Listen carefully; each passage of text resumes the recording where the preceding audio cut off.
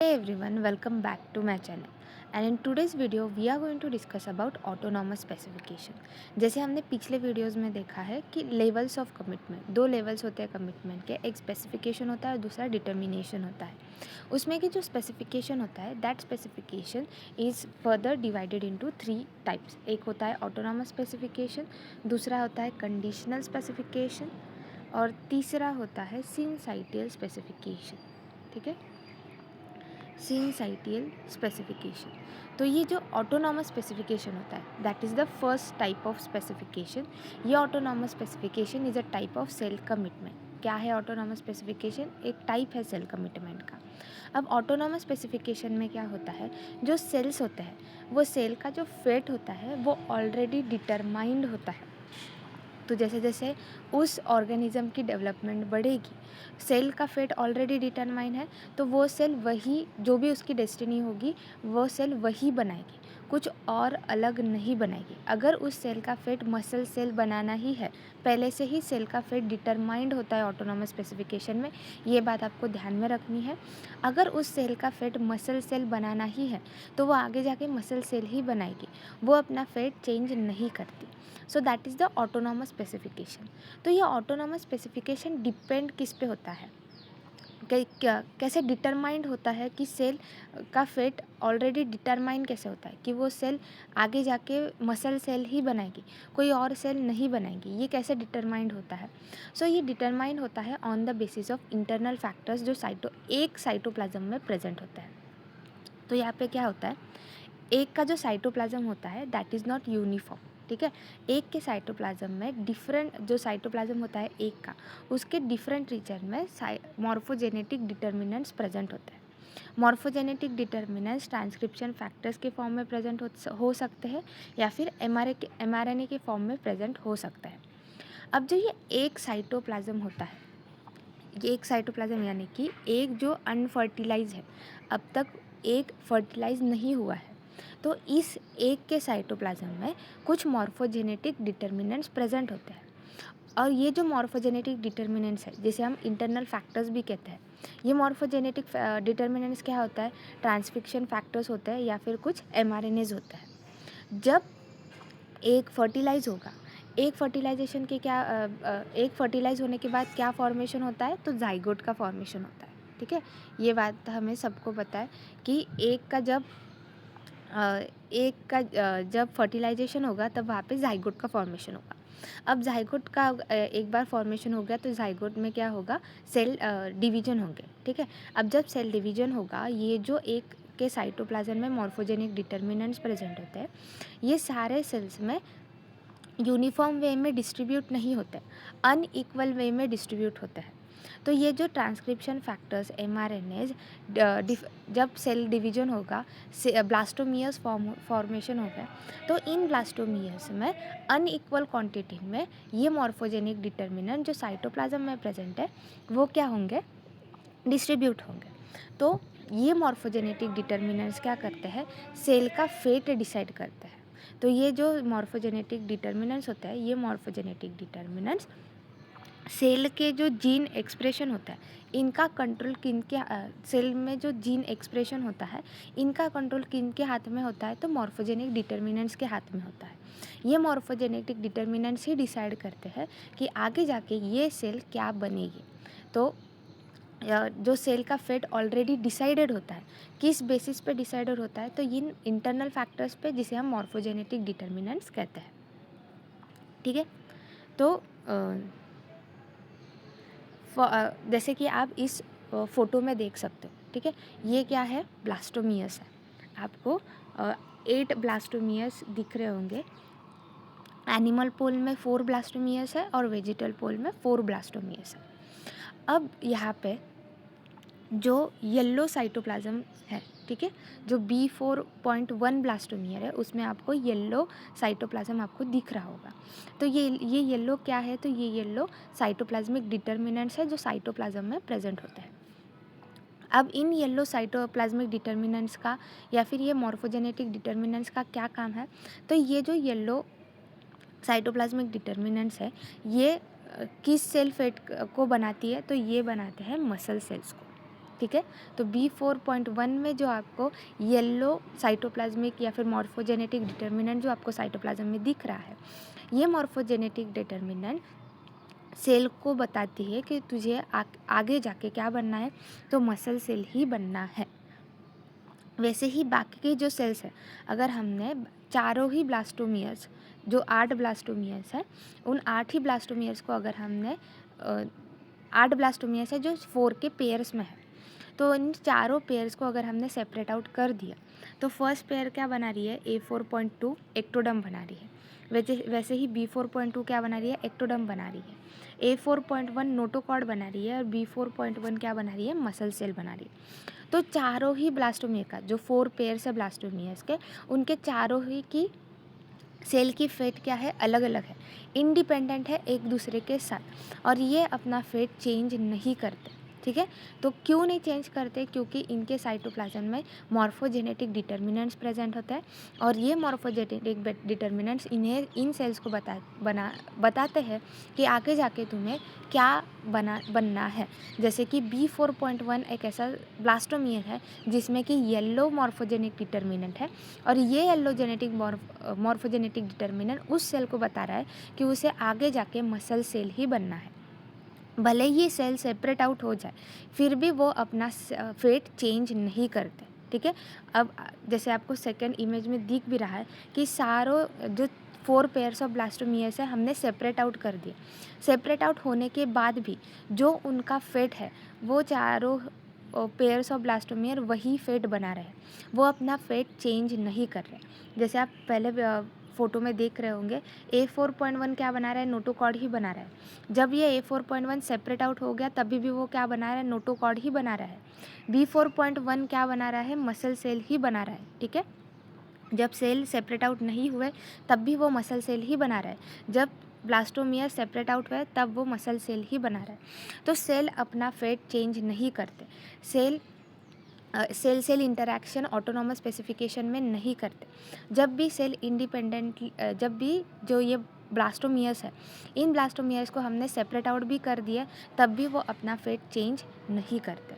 So that is the autonomous specification. तो each से autonomous specification में each cell inherit specific cytoplasmic factors, और यही फैक्टर्स डिसाइड करते हैं कि सेल में कौन से जीन्स एक्टिव होंगे और आगे जाके ये सेल क्या बनेगी।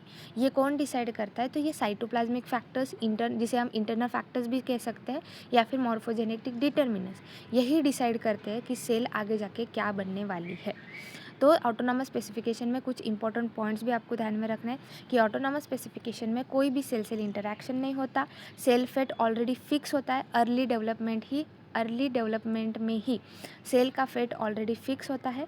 डेवलपमेंट इज़ इंडिपेंडेंट, सारे सेल्स की डेवलपमेंट एक दूसरे के साथ डिपेंडेंट नहीं होती, एक दूसरे के ऊपर डिपेंडेंट नहीं होती, इंडिपेंडेंट होती है development. And mostly early embryos में आपको ऑटोनॉमस स्पेसिफिकेशन दिख जाएगा। ठीक है। एग्जाम्पल हम लेते हैं ट्यूनिकेट का। अब ट्यूनिकेट में क्या होता है, 8 सेल स्टेज एम्ब्रियो में, ठीक है, 8 सेल स्टेज एम्ब्रियो यानी कि 4 पेयर्स ऑफ ब्लास्टोमिया। इसमें कि अभी अभी हमने जैसे देखा जो B4.1 था, उसमें क्या प्रेजेंट था, येलो साइटोप्लाज्म था। और ये येलो साइटोप्लाज्म क्या होता है, तो ये this yellow cytoplasm is nothing but macho 1। और ये जो येलो साइटोप्लाज्म है that contains mRNA of a transcription factor, और वो ट्रांसक्रिप्शन फैक्टर कौन सा है, मैको 1। और ये जो मैको 1 है, ये ट्रांसक्रिप्शन फैक्टर सेल को डेवलप करता है टेल के मसल सेल्स में ही। ठीक है। वो जो येलो साइटोप्लाज्म है, जैसे आप इस फोटो में देख सकते हो, ये जो येलो साइटोप्लाज्म है, ये येलो साइटोप्लाज्म सेल को बताता है कि तुझे आगे जाके मसल सेल ही बनना है। वो और कोई भी फेट नहीं बना सकता, उसका फेट फिक्स होता है। और ये फिक्स फेट कौन डिसाइड करता है, तो इंटरनल फैक्टर्स, साइटोप्लाज्मिक डिटर्मिनेंट्स, या फिर आप उसे कह सकते हो मॉर्फोजेनेटिक डिटर्मिनेंट्स। और ये जो इंटरनल फैक्टर्स है, ये इंटरनल फैक्टर्स सेल का फेट फिक्स कर देते हैं कि अर्ली स्टेज में ही, ताकि आगे जाके जैसे जैसे डेवलपमेंट आगे बढ़ेगा वो सेल वही फेट बनाएगी। तो जैसे हम ट्यूनिकेट में हमने देखा, जिस सेल में येलो साइटोप्लाज्म प्रेजेंट होता है या फिर येलो ट्रांसक्रिप्शन फैक्टर मैको 1 जो प्रेजेंट होता है, तो वो सेल टेल मसल सेल ही बनाएगी, कोई और सेल नहीं बनाएगी। फॉर एग्जांपल हमें एक्सपेरिमेंटल प्रूफ उन्होंने करके देखा साइंटिस्ट ने, जिसमें उन्होंने ने क्या किया, ट्रांसफ़र करवाया। जो येलो ट्रांसक्रिप्शन फैक्टर है मैको 1, वो उन्होंने ट्रांसफ़र करवाया अनदर सेल में। तो वो सेल क्या बनती है, तो मसल सेल बनती है। तो इस एक्सपेरिमेंट से आपको क्या इंटरप्रेट करना है, आपको क्या कंक्लूड करना है कि अगर हमने ट्रांसक्रिप्शन फैक्टर्स का ट्रांसफ़र करवाया दूसरे सेल में, तो ये जो मॉर्फोजेनेटिक डिटर्मिनेंट्स होते हैं, ये मॉर्फोजेनेटिक डिटर्मिनेंट्स ही डिसाइड करता है कि सेल का फेट आगे जाके क्या होगा। तो अगर हमने मॉर्फोजेनेटिक डिटर्मिनेंट एक सेल से निकाल कर दूसरे सेल में अगर प्लेस कर दिया, तो ये मॉर्फोजेनेटिक डिटर्मिनेंट उस सेल को बताता है कि उसे आगे जाके क्या बनना है। तो अभी अभी हमने देखा कि ट्यूनिकेट में जो मैको 1 ट्रांसक्रिप्शन फैक्टर प्रेजेंट होता है, जिसे हम मॉर्फोजेनेटिक डिटर्मिनेंट कहते हैं, वो मसल सेल ही बनाता है।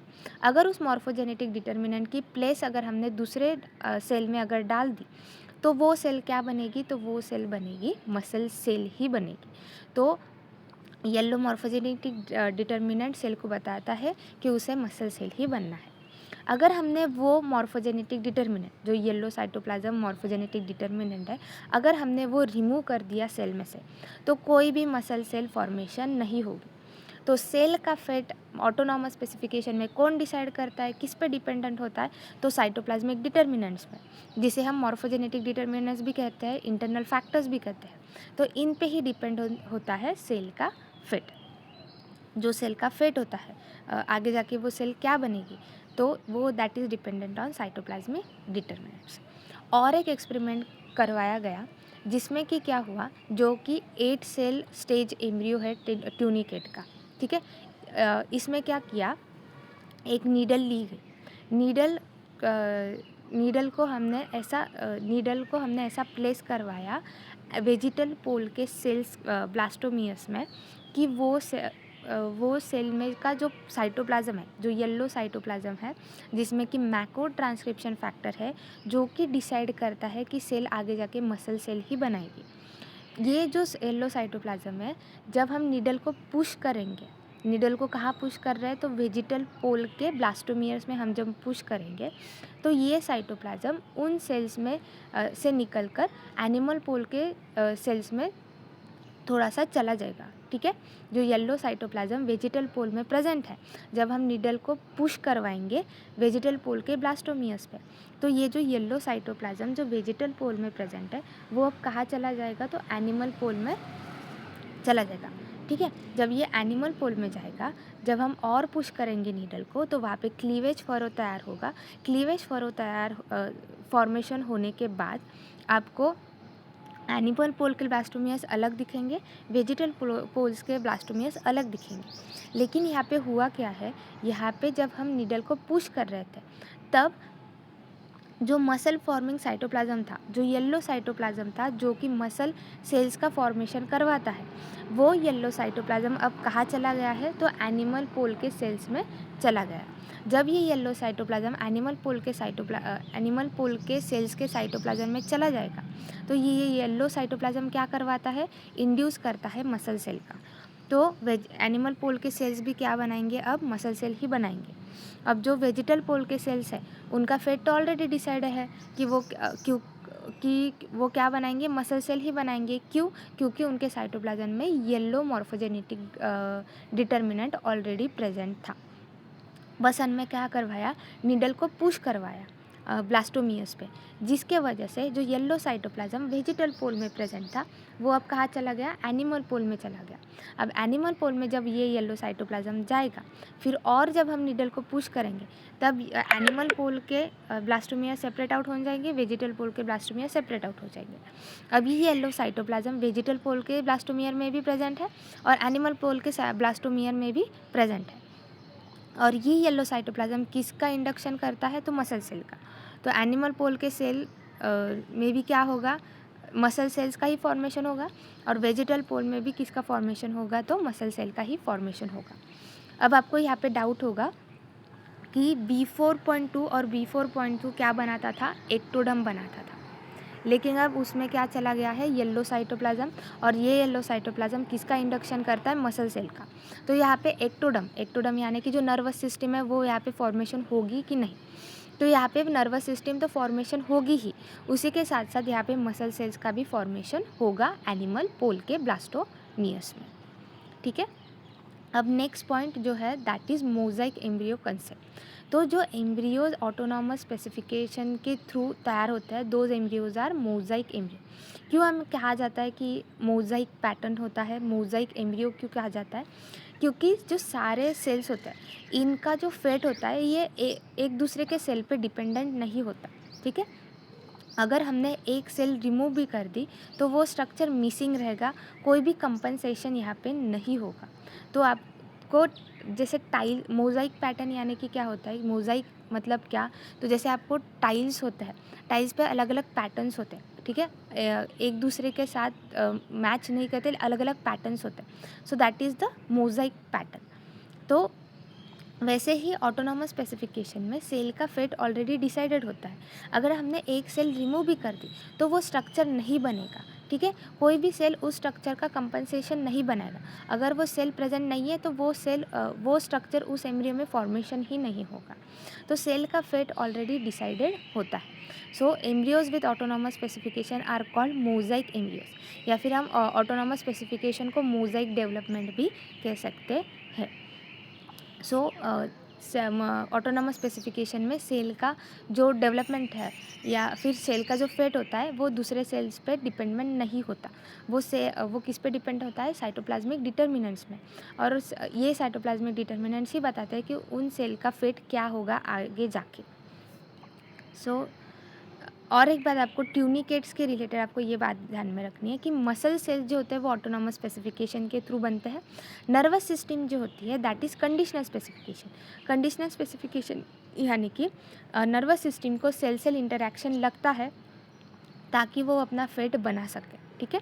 So nervous system conditional specification के थ्रू बनती है और जो मसल सेल्स होते हैं वो ऑटोनॉमस स्पेसिफिकेशन के थ्रू बनते हैं। आई होप आपको ऑटोनॉमस स्पेसिफिकेशन अच्छे से समझ में आ गया होगा। If you have any doubt regarding autonomous specification do let me know in the comment section down below. Thank you.